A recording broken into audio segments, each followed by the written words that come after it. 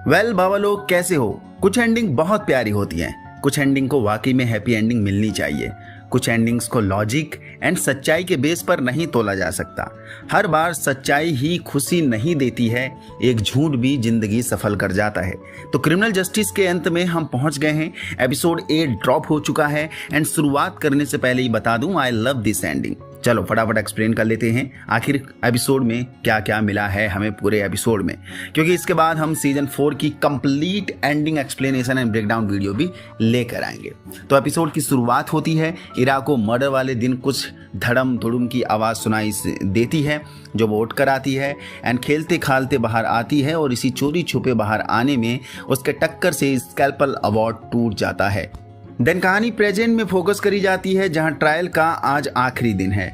Anju and राज दोनों को ही court लाया जाता है। तीनों वकील पार्टी अपनी कमर कस के बैठे हुए हैं। माधव ने पूरी फील्डिंग सजा ली है। जिस मेडिसिन बॉटल का जिक्र 7th एपिसोड के एंडिंग में हुआ था, माधव जी उसकी एक बॉटल रत्ना से मंगवा लेते हैं मार्केट से। ऑल्सो ये मेडिसिन की बॉटल डायबिटिक पेशेंट को दी जाती है, ये भी आइडेंटिफाई कर लिया है। सस्पेंस बनता है कि आखिर ये इरा को क्यों दी जा रही थी, क्योंकि माधव ने पता निकलवाया कि फैमिली में किसी को भी डायबिटीज नहीं है, इरा को भी नहीं है। देन फाइनल ट्रायल शुरू होता है। मंदिरा जी सवाल करती हैं अंजू नागपाल से, उसके करियर के बारे में पूछती हैं, जो बताती हैं कि मैंने अपनी बच्ची के लिए लॉ प्रैक्टिस छोड़ दी थी क्योंकि फुल टाइम एक इरा का ख्याल रखने वाला कोई एक पेरेंट होना चाहिए।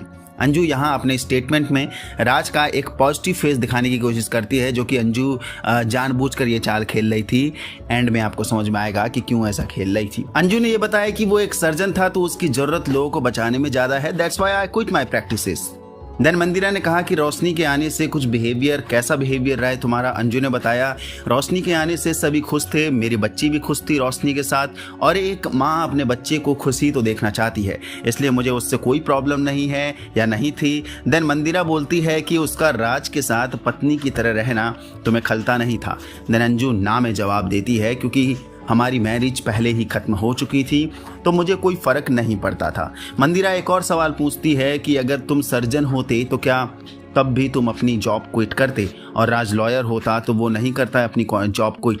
ये सवाल का मतलब मंदिरा का सिर्फ अंजू की मदरहुड का सुपीरियर दिखाना था कि उसने अपनी फैमिली के लिए बहुत कुछ किया है। देन लेखा जी आती हैं और क्रॉस क्वेश्चन करती हैं। वो कहती हैं कि तुम एक क्रिमिनल लॉयर थे एंड यू नो दैट कि क्राइम सीन में मर्डर वेपन ना मिलने से प्राइम सस्पेक्ट का आसानी से गिल्टी प्रूव नहीं करा जा सकता है।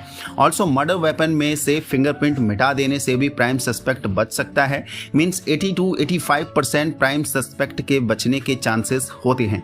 एक्चुअली लेखा जी अंजू के क्रिमिनल लॉयर होने का एडवांटेज कोर्ट के सामने रख रही थी कि उसने यानी अंजू ने बहुत सातिरता के साथ सब कुछ प्लान करके राज के साथ दिया मर्डर में, और सारे सबूत मिटाने के लिए भी कोशिश करी ताकि राज और वो दोनों आसानी से बच सके। देन आते हैं माधव मिश्रा जी अपने फाइनल ट्रायल के लिए। माधव जी क्रॉस करते हैं उसी फील्डिंग के साथ जो वो सजा कर आए हैं।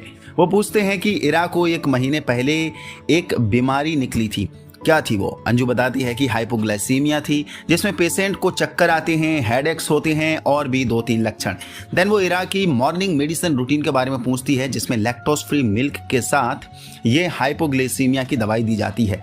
देन तभी माधव जी वो मेडिसिन की शीशी दिखाते हैं जो डायबिटीज पेशेंट को दी जाती है, और पूछते हैं कि ये शीशी इरा की दवाई के साथ आखिर कर क्या रही थी, क्योंकि ये मेडिसिन डायबिटिक पेशेंट को दी जाती है और तुम में से या तुम्हारी फैमिली में से कोई भी डायबिटिक पेशेंट नहीं है। माधव देन कोर्ट के सामने ये प्रूव करता है कि ये दवाई इरा को स्लो पॉइजन के रूप में रोज दी जा रही थी उसे बीमार करने के लिए, जो कि ये प्लॉट ना कोई पुलिस वाले ढूंढ पाए और ना ही प्रोसिक्यूशंस। माधव मिस ट्रायल कह के केस रद्द करना चाह रहा था कि दोबारा से जांच हो, क्योंकि इन्वेस्टिगेशन सही से हुई ही नहीं है। बेफुजल राज को फंसाने की कोशिश करी जा रही है। देन जज तीनों वकीलों को अपनी चेंबर में बुलाते हैं एंड वहां डिसाइड होता है कि अब सिर्फ और सिर्फ इरा को कटघरे में बुलाकर सवाल जवाब करा जाए, क्योंकि वो भी एक प्राइम विटनेस है, एक विटनेस है। इरा को बुलाया जाता है। मंदिरा जी पहले क्रॉस करती हैं और इरा से पूछती हैं कि बेटा 1 महीने पहले तुम बीमार हुए थे, तुम्हें याद है? उसके बाद तुम्हें मेडिसिन रेगुलर दी जाती है मॉर्निंग में? इरा ने हाँ में जवाब दिया और बताया कि एवरी मॉर्निंग रोशनी ही दवाई देती थी, यानी रोशनी दीदी। इरा ने यह भी बताया कि रोशनी और वो दोनों गुड फ्रेंड्स थे। मंदिरा ने इस क्रॉस में ये नोटिस करवाया कि हर सुबह रोशनी ने ही मेडिसिन दी थी और मर्डर वाले दिन भी उसने ही मेडिसिन दी है।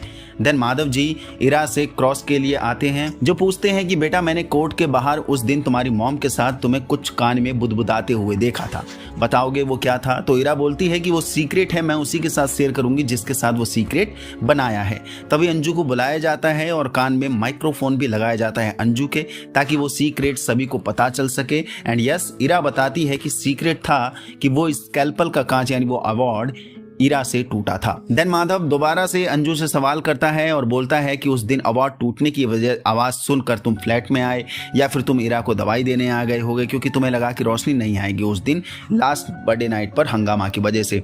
एंड देन वहां देखा कि रोशनी इरा के दूध में वो दवाई मिला रही थी, और जब तुमने देखा कि ये दवाई मेरी बच्ची को बीमार बना रही है तो तुम दोनों के बीच में लड़ाई होने लगी। देन अंजू फुट फुट कर रो पड़ी इसी मोमेंट के बाद और कन्फेस कर लेती है, बोलती है कि हाँ मैं वहाँ गई थी, मैंने देखा रोशनी दूध में वो दवाई मिला रही थी जिसकी वजह से मेरी बच्ची बीमार पड़ रही थी, मर रही थी धीरे धीरे, स्लो पॉइजन का काम कर रही थी। हम दोनों के बीच में झड़प हुई। अंजू बताती है कि इरा अपने अबॉर्शन को नहीं भुला पाई थी और बदला ले रही थी। उसने बोला था कि तुम लोगों ने मेरे बच्चे को मारा है, मैं भी तुम्हारा छीनूंगी। और रोशनी स्कैल्पल उठा लेती है अंजू पर वार करने के लिए, और इसी छीना झपटी में वो स्कैल्पल रोशनी के गले में लग जाता है, पर मेरा इंटेंशन उसे मारने का नहीं था। देन अंजू राज को सॉरी बोलती है और खूब रोती है। जज फैसला सुनाता है और राज को बाइज्जत बरी कर लिया जाता है। माधव गैंग जीत की खुशी मना रही है। मंदिरा और उसकी बेटी शिवानी खुश हैं। मंदिरा प्राउड कर रही है अपनी बेटी पर। लेखा जी भी खुश हैं, लेकिन जीत फिलहाल माधव की हुई तो थोड़ा दुखी भी है। नेक्स्ट डे माधव खुशी खुशी अपने ऑफिस जा रहा है, क्योंकि आज उसे पेमेंट मिलने जा रही है, मोटी रकम, वो भी राज से। राज ऑफिस में आता है। राज थैंकफुल है कि माधव ने उसकी फैमिली के लिए इतना सब कुछ किया था। तभी इरा बोलती है कि मॉम से भी मिलने जाना है, अपने फादर को इंटरप्ट करते हुए राज और माधव के बीच में। और राज माधव को बताता है कि अंजू को 4th स्टेज पैनक्रियाटिक कैंसर है, जिसके पास कुछ ही दिन बचे हुए हैं, मीन्स वो मर जाएगी कुछ दिन बाद। माधव का दिमाग घूमता है कि ये क्या बात सुनने को मिल रही है। एट द एंड अंजू को कैंसर है और वो कुछ दिन बाद मरने वाली है। उसके मन में शंका पैदा होती है और वो भी अंजू से मिलना चले जाता है। अंजू अपनी बेटी इरा के साथ खुश थी और बीमार भी थी। तभी माधव भी आ जाता है और अंजू से बात करता है, बोलता है कि तुमने ये कैंसर वाली बात ट्रायल से पहले क्यों छुपाई थी। माधव सारा खेल समझ चुका था कि अंजू राज को बचा रही है, जिसे वो न्याय नहीं समझ रहा था, सेटिस्फाई नहीं था इस जीत से। माधव ने बताया सब कुछ वैसा ही हुआ होगा उस दिन, लेकिन उस दिन रोशनी को रंगे हाथ तुमने नहीं पकड़ा, राज ने पकड़ा था। और राज ने जैसे ही वो दवाई की शीशी देखी, वो समझ गया कि रोशनी मेरी बच्ची को बीमार कर रही है, स्लो पॉइजन दे रही है धीरे धीरे। उन दोनों के बीच में झड़प हुई और रोशनी मारी गई राज के द्वारा। तब अंजू बोलती है कि राज एक अच्छा फादर है। हाँ, उसने रोशनी को लाकर बीच में अच्छा नहीं किया, लेकिन उसकी सजा वो खुद भुगतेगा पूरी जिंदगी। और ये सब मैंने इसलिए किया क्योंकि मेरी बच्ची अकेली रह जाती। मैं बस कुछ दिनों की मेहमान हूँ, मर जाऊंगी कैंसर से। ऐसे में राज जेल चला जाएगा तो मेरी बच्ची अकेली रह जाएगी, उसका ख्याल कौन रखेगा। दैट्स वाई ब्लेम मैंने अपने सर पर ले लिया। अंजू काफी रोती है। माधव को अंजू की फीलिंग समझ में आती है। देन वो वहां से चला जाता है और राज से बोलता है कि डॉक्टर साहब डरने की कोई बात नहीं है। माधव दूर से पूरे परिवार को हंसता खेलता देखता है। देन हम देखते हैं माधव ने सब कुछ रिकॉर्ड कर लिया था, यानी अंजू का वो फाइनल स्टेटमेंट कि राज ने ही उसे मारा था। लेकिन एट द एंड उसने रिकॉर्डिंग डिलीट कर दिया, क्योंकि वो परिवार की खुशी जिसे वो माधव देख रहा था, इस न्याय से कहीं ज्यादा बढ़कर थी। बाकी रोशनी भी गुनहगार थी, क्योंकि वो खुद इरा को मारने की कोशिश कर रही थी। And boom, the end. तो ये एंडिंग सॉलिड हुई है, जो क्रिमिनल जस्टिस इस बार क्राइम के साथ साथ ढेर सारे इमोशंस एंड रिश्तों की गरिमा को भी समझा कर गया है।